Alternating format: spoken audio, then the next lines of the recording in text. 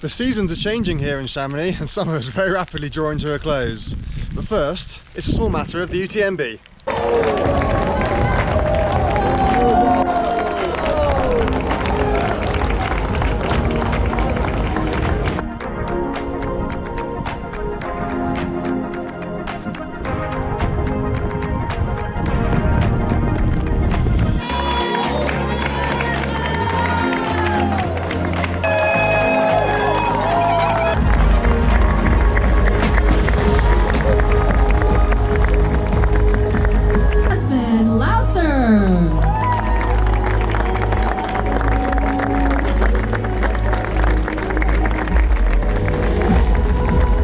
The end of August is the end of the meteorological summer, and while that doesn't mean that the alpine climbing season is over, we do very often see a distinct phase shift some point within the last week of August from the hot summer weather that we've been having to something much more autumnal, such as this. There will of course still be some nice pleasant sunny weather throughout the autumn. Indeed, we usually get a pretty pleasant Indian summer at some point throughout the autumn season. It can often be sunny well into November before the first meaningful snows of winter come, but we've definitely seen the last of the really hot weather now. Freezing levels definitely won't be going up above the summits again this year, I can tell you that for sure. But anytime there is high pressure and we do have pleasant weather, down in the valley it's still going to feel pretty warm. But of course the nights are drawing in now, days are getting shorter, which does mean that temperatures are dropping throughout the night, and indeed it can feel very cold first thing in the morning. And steadily but surely that snow line is going to come down and down the mountain. But believe it or not, we are actually under a drought order right now, which seems pretty ludicrous as I'm standing here in the pouring rain. And of course, Chamonix itself looks incredibly lush and green at this time of year. But that's because all the rivers around here are glacial fed. So of course, end of August is when they're going to be at their fullest. But further down the Arve catchment, which we are at the top of, things are starting to look very parched, very brown. Trees are starting to lose their leaves early. The water table has dropped. Down at Lac Passy, the water has dropped by about a foot in the last month. Nowhere near as bad as it was in the really hot summer we had 2 years ago, but yeah, it's crazy how much the water levels have dropped just in the last month. And of course, away from the glaciers of the Mont Blanc Massif, many of the rivers are drying up further downstream in the limestone massifs, such as the Aravi. So that all means no water in the gardens, public water fountains are turned off, industry has to use less water, etc, etc. So even though there's really no shortage of water up here, further down the catchment, they are struggling. In other major news, there was unfortunately a serious rockfall on the Autoroute branch, which is the major highway, indeed the only highway in and out of the Chamonix Valley. And sadly, there were fatalities. That has also meant that the main highway has now been closed and is closed indefinitely until they can secure the rock face above the route, which means there's now a contraflow in place on the viaduct in and out of the valley. Now, as locals, we're very used to the contraflow system. We have it every autumn basically. There's never-ending roadworks on the main road, which gets shoved down our throat every autumn. But this isn't the interseason, this is UTMB. This is the busiest week of the year, and the main road in and out of the valley is effectively closed. So of course that's causing traffic chaos in both directions. And as I say, that's going to be in place for the foreseeable, because having been a fatal accident on the highway, they can't then reopen it until they're absolutely sure they've done everything they can to secure the rocks above the highway again, so who knows when it'll reopen. So, as I've already mentioned, this is UTMB week. This is the busiest week in the valley by an absolute country mile. So, unless you're into your trail running, this is the time to avoid Chamonix like the plague. It is just insane really this week. Chamonix is already at capacity throughout July and August just through the normal summer tourism. And superimpose another 100,000 people into the region, those numbers just don't add up, it does not compute. So, yeah, you can't breathe in the valley, you can't move, it is just pretty horrific. But if you do like running, or indeed if you just like spectacle, then it is an amazing spectacle. But yeah, if you're a climber and mountaineer, this is absolutely the time of the year to avoid coming to Chamonix. And even if you're just here to hike the trails, again, definitely avoid coming during this week. It's always this week, the last week of August every year is when the UTMB happens, and yeah, the whole valley and indeed both sides of Mont Blanc, Courmayeur, Switzerland as well, just gets taken over by trail running, so definitely avoid it if you can. But if you do happen to find yourself here, there is so much going on. Like I say, it is a huge spectacle, it is a huge event, and there's plenty of things to be getting on with aside from the running itself. There are community runs, there are film screenings, there are parties, there are gear demos, etc. You've got the athletes village down in town, so there's tons to see and do if you can actually get around and you can move, or you can find somewhere to park. But yeah, it just completely takes over the whole region. Trail, it's great in town. It's a steep road up. glaciers on each side. We did some of the descent together, and then she took off like so fast in the descent. Uganda? 22?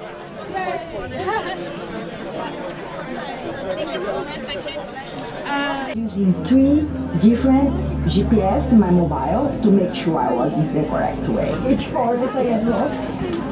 God, that was unpleasant. We're starting to see the impacts of ex-Hurricane Erin as it reaches this side of the Atlantic. Initially it had drawn up really warm tropical air, and the last few days it's been really hot and humid. But now the trailing fronts are starting to interact with the Alpine range, obviously causing all this cloud and a hell of a lot of rain. So over the next few days we're going to get band after band of heavy, intense, thundery showers. Lots of rain and indeed even snow. As each one crosses, the freezing level is going to drop further and further, and we might even see some snow down to mid-mountain for a time. So after the heat that we've had for much of August, this is very much a bit of a shock to the system. By the time this is all blown over, we could see some fairly significant snowfall totals up in the high mountains, and at this time of year we will be starting to see some actual accumulations of snow, certainly above 4,000 metres, potentially even below that on some shady north-facing aspects. As I say, the sun is getting weaker now, the nights are getting longer, freezing levels are coming down week on week. So yeah, some of the snow which is falling during this storm now will last, certainly up high. So as I say, the summer season is slowly but surely winding down, and with it comes the gradual closure of all the lifts and huts. So in 2 or 3 weeks' time, virtually all lifts and huts in the Chamonix region will be closed for the season. In terms of lifts, the first to close is the Valorcine gondola, which closes this weekend, the 31st of August. Then the following weekend, 7th of September, Prairie gondola in Les Ouches closes, which that then means the end of the mountain biking in the Les Ouches ski area. And then the following weekend, 14th of September, most of the rest of the lifts close. That's the Bellevue cable car in Les Ouches, all the lifts at La Tour, the Brevant lifts, and the Bosson chairlift as well. They all close mid-September. Then on the 22nd of September, the lifts at Fougères also close, but they will then reopen again for the October half term between the 17th of October and the 2nd of November. And a similar situation up at Montanvers. The train there closes on the 28th of September, which again also reopens the October half term and then closes again 2nd of November for the season. Both the Tramway de Mont Blanc and the panoramic cable car across from the Guide Midi to Italy, they also close full time from the 28th of September.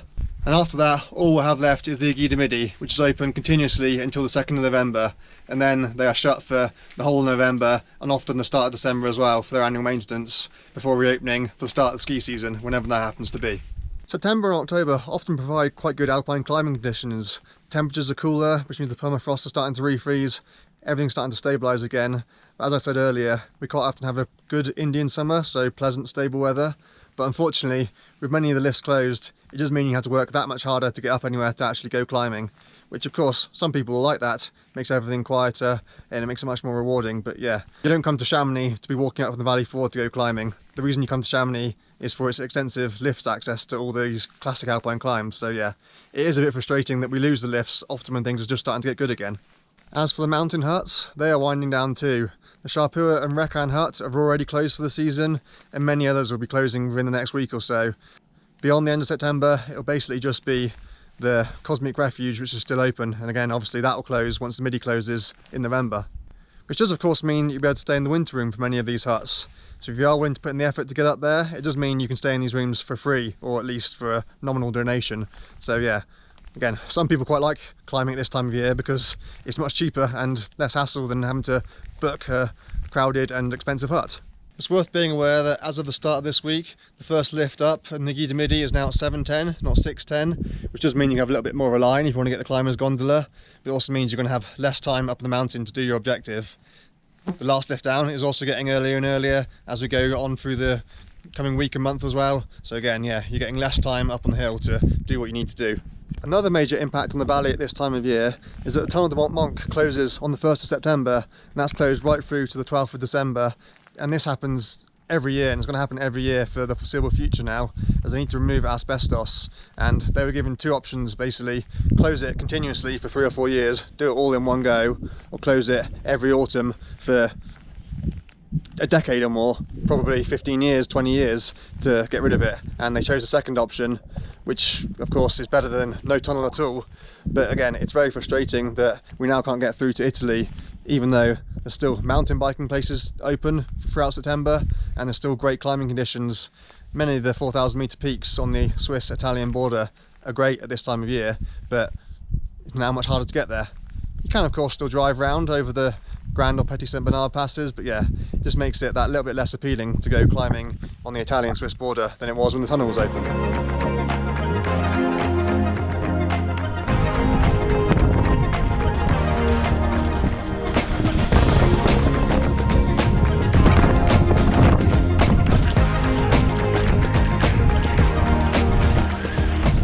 As for the climbing conditions here in Chamonix, it is now looking like things are largely over in the Latour Basin. The Bergstrand on the Voie Normale up at the Guide de Tour, that's become virtually impossible now. Some teams are just about managing to get over it, but it's just significantly harder than the grade suggests, and it's just really not worth the effort now. Plus the glacier itself is now very open, very dry in a lot of places, and getting over the cols, again, they're very chossy, very loose, very dry. So I don't think many people are going to be heading up to do anything in the Latour Basin anytime soon now. Plus of course the hut's going to be closing pretty soon anyway. As for the Envers de Guy sector, many of the bergstrands there are also now incredibly difficult. Some of them are just impassable as well. So yeah, it is over for a lot of the rock routes in the Envers de Guy sector as well now too. Conditions are still just about okay in the Cuvicle sector for routes such as the Guy de Moine and the Non. Indeed, even the Moine Ridge up on the Guy Vert is still seeing a few ascents. It's very dry, very dusty, there's lots of loose rock, lots of choss, but it is still possible. People are still getting up and down the Guy Vert via the Moine Ridge as well. Conditions have been good on the north face of the Grand Girasse via the Walker Spur with all the dry warm weather that we've had, and indeed even the descent was still possible, but with this wet weather now and the snow line coming down, it's probably over now for the Walker Spur, the Cassim route, and it's going to be a while yet before the snow and mixed routes on the north face of the Grand Girasse are in condition, so I expect not many people will be heading that way anytime soon. Likewise with the Girasse Traverse, again, that had been seeing loads of ascents recently with the warm stable weather, but there's going to be too much snow on the crucial rock crux now, and it's unlikely to dry again this season, so I expect it's over now for the Grand Girasse Traverse as well too. Except for the very experienced and very accomplished parties who can do it in any conditions. But yeah, for most people it'll just become too difficult once there's snow on the route now.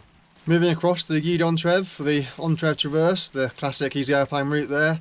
There is reportedly a very large and stable, well, it's not really a block, it's almost like an entire section of the final tower is apparently unstable, and that is the normal descent line which the abseils take and which you downclimb if you're downclimbing it.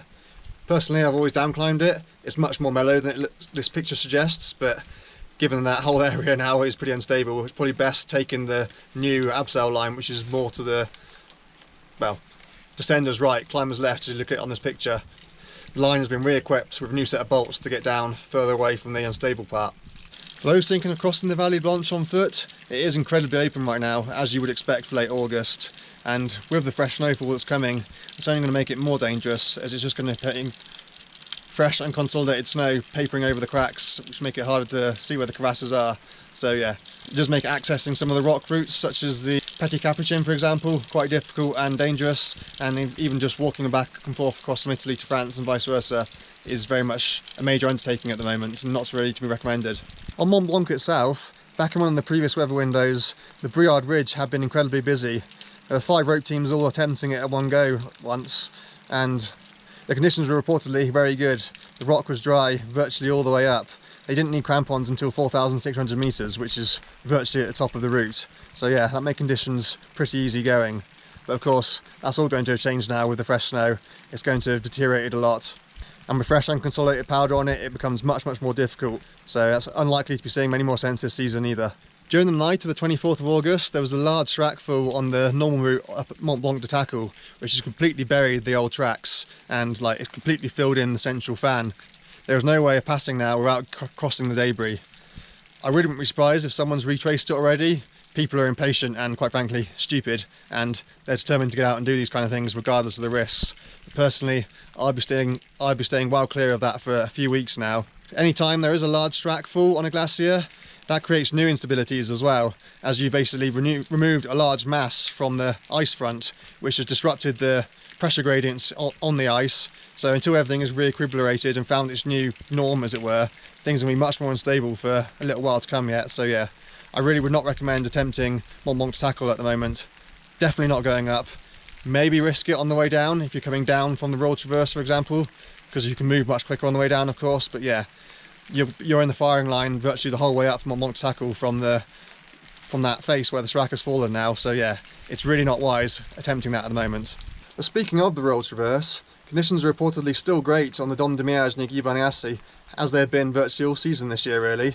They really have become the most reliable alpine climbs in the Chamonix area. They can get done in virtually any conditions and they remain good virtually all the way through the summer. So once again, if you're wanting to climb Mont Blanc, your best way to do it is via the start of the Royal Traverse. And the hut is open until the 21st of September, so you've still got 3 weeks yet to get up there. Here in the Aiguille Rouge, there have been recent reports of rockfall on both the south and the east faces of the Brevant Crags. Now, these are sport crags. Most people will consider sport to be relatively safe, but they are still mountain crags, of course. You do still get loose rock up there. Just because it's bolted doesn't mean that it's infallible. So yeah, that's also something to be aware of when this weather finally clears. There may well still be some loose rock around on the classic routes up on both the east and south faces of the Brevant Crags. You might have noticed that I finally managed to get out on the Liskamm Traverse. The stars finally aligned, and it did not disappoint. Boy, did it not disappoint. It's probably the most enjoyable alpine climb I've ever done. It has absolutely mind-boggling exposure. As long as you've got a good head for heights, it's actually really low stress. It's just pleasant, enjoyable alpine terrain the whole way along. Stunning views, as I say, stunning exposure, really pleasant, enjoyable climbing. So yeah, I'd highly recommend trying that if you like snow routes. We did it west to east. Many older guidebooks suggest east-west is the best way of doing it, but right now, west-east is definitely the preferable direction. The west flank of Lyskamm West is quite icy and steep. Going up it is perfectly fine, but descending it would be an absolute nightmare, especially later in the day as everything starts to soften up and melt as well. So yeah, if you are thinking of doing it, I definitely recommend doing it west to east. Plus I think it's just much more satisfying and enjoyable heading towards the rising sun rather than having the sun on your back the whole way across. So yeah, ignore the old guidebooks, go west-east. As for the conditions on the glacier for the Monte Rosa Plateau, there's virtually a highway heading up to the Margarita Hut. It's been so busy recently, it's a really wide, really well trodden path. But the crevasses are opening up more and more every day. There's some absolutely huge crevasses to be negotiated, and there are various dead-end paths which have had to be rerouted because a crevasse has become impassable. So if you are doing it in low visibility, just be aware that some of the paths do head nowhere. So try and head to the most well-trodden path, and if you can, follow people who know where they're going.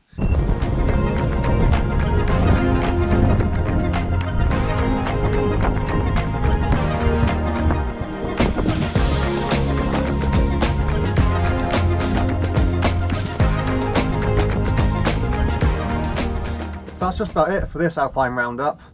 This won't be my last report, definitely not, but we are definitely getting to the close of the Alpine climbing season now. As for the outlook weather-wise for the coming weeks, it looks like the jet stream is largely speaking going to be sitting across the Alps in Central Europe, so that does mean very changeable, often quite stormy and wet weather. So for now at least, it doesn't look like we're going to get much of an Indian summer, but I'm sure it will come at some point. But in the meantime, it is going to be quite wet, quite windy often.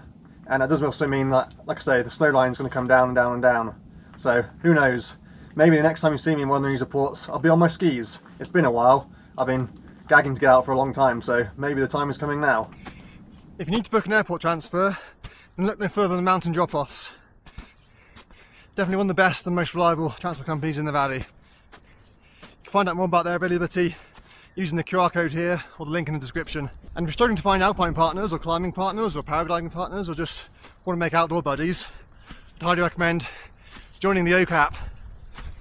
It's a great place to find and meet new people who have very similar hobbies, interests, and most importantly, skill level to you. So yeah, you can also check that out through the QR code here or the link in the description.